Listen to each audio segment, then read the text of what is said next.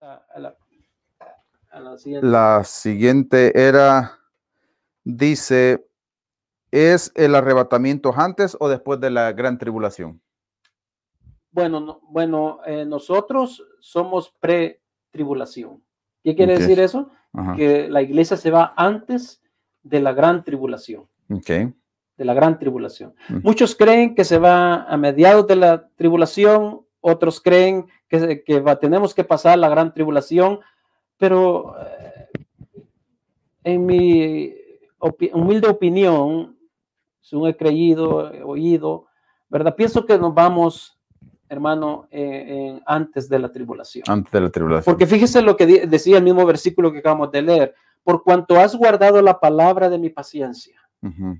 Y dice, yo también te guardaré de la hora de la prueba. Uh-huh.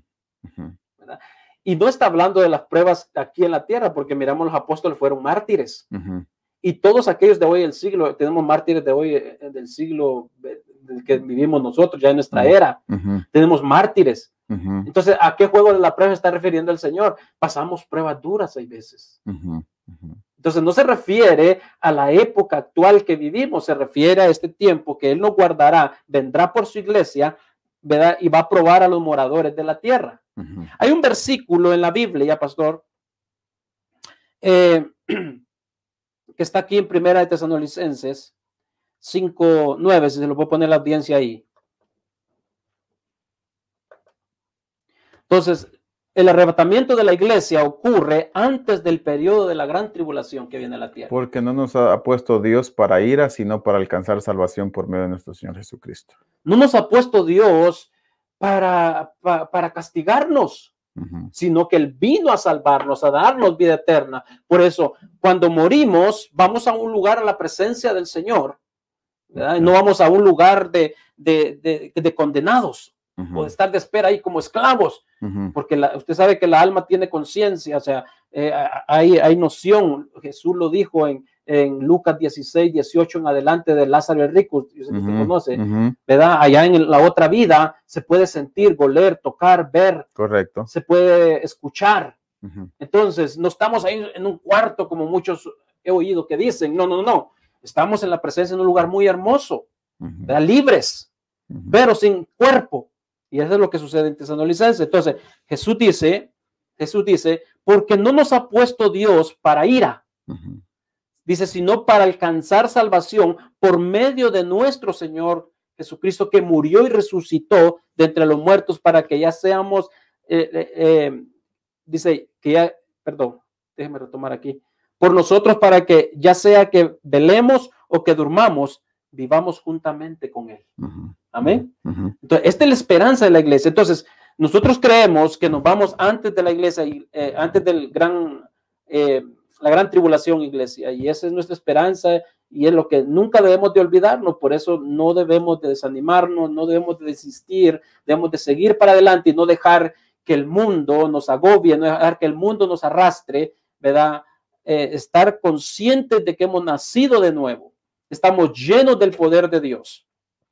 Dice en Primera Tesalonicenses, bueno, esto ya lo leímos, pero es donde usted me dijo que había una pregunta, creo que era el 15, ¿no?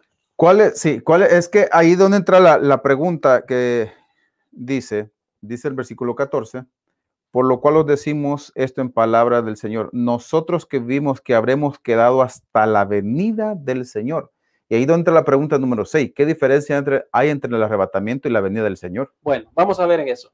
La venida del Señor viene en el aire, viene con las almas que han muerto en Él. Uh-huh. Resucitan los muertos, y los muertos en Cristo, las almas bajan, toman el cuerpo, ¿verdad? Mientras la iglesia está aquí, bajan las almas, toman el cuerpo donde quiera que estén, Dios lo forma, les da el cuerpo, toman el cuerpo, vuelven a subir, y nosotros al mismo tiempo con el Señor recibimos al Señor en el aire. Uh-huh. Y nos vamos con el Señor. Uh-huh. Y la diferencia de la segunda venida, ¿verdad? La iglesia ha confundido esto. En la segunda venida de la iglesia, Jesús baja a la tierra. Okay. Dice Zacarías que Él pone su pie en el monte de los olivos y se parte en dos. Uh-huh. Cuando Israel esté a punto de ser destruido por sus enemigos, rodeado, Jesús viene y lo liberta. Uh-huh. ¿Verdad? Y ahí muchos judíos, ¿verdad?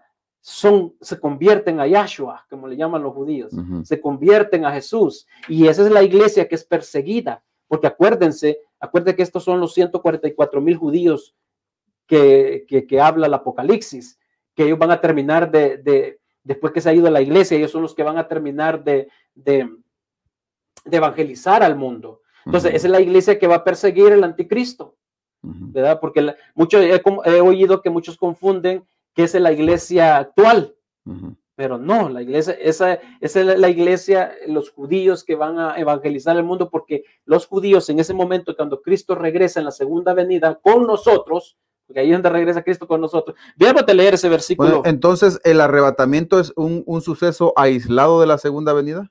Sí, totalmente. Okay. No es la misma cosa.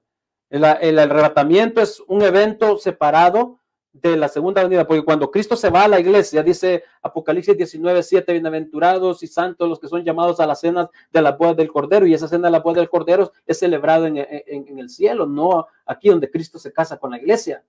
Y vemos Cristo en la segunda se casa con la iglesia. Sí, y cuando vemos que en la segunda venida, vemos que Cristo viene no como manso cordero, sino la Biblia le llama que viene como el león de la tribu de Judá, como lo que él es. Okay. Viene con espada, dice que de su boca salió una espada con la cual herirá y matará a toda aquella